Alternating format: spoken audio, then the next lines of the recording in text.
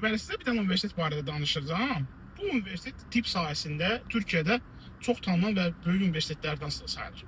Maraqlısı odur ki, Azərbaycanda bu universiteti çox az, belə deyək ki, valideyn tələbə tanıyır.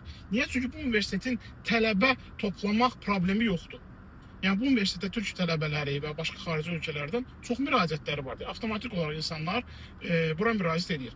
Və mən sadəcə araşdırdım. Yəni bu illərdir tanıyırıq universiteti, hər ildə tələbə göndəririk. Amma belə deyək də, görünən o ki, Azərbaycanda bu valideynlər bu universiteti tanımır. Bu universitet barədə detallı məlumatları yoxdur.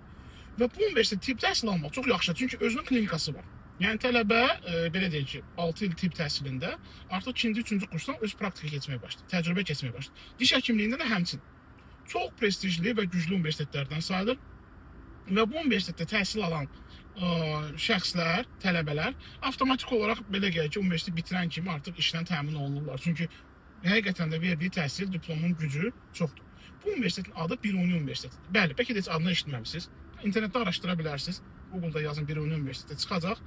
Və Biruni Universitetinə qeydiyyat üçün bizə müraciət edə bilərsiniz. Və bir şey qeyd edin. Sadəcə Biruni Universiteti üçün qısa müddətli, sadəcə 3 tələbəyə heç bir xidmət haqqı olmadan konsultasiya edəcəyik. Yəni qəbula, digər prosesorlar əlbəttə ödənişli olur, amma konsultasiya və qəbula tam ödənişsiz şərait yaradacaq. Cəmi 311 tələbə üçün. İstəyənlər müraciət edə bilərlər və tələbə adını qazana bilərlər. Təhsil haqqılar özəl universitetləri olduğu kimi bəli biraz yüksəkdir, aşağı deyil. Yəni bunu artıq nəzərə almaq lazımdır. Amma ümumi götürəndə keyfiyyətli təhsil almaq üçün bizə müraciət edə bilərsiniz və tələbə adını qazana bilərsiniz. Və bizə də yol versələr, inşallah ki, biz də gedərik.